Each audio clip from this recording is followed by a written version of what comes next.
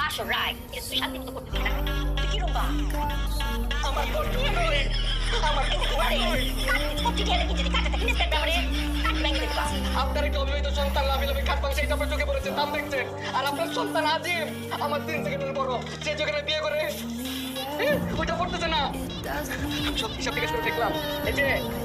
সব দেখলাম আপনি আর আপনার সন্তান আজিম আমার কথা প্রমাণ করছে আমাকে চিনতে নেননি আপনি কি বিয়ে দশ আছে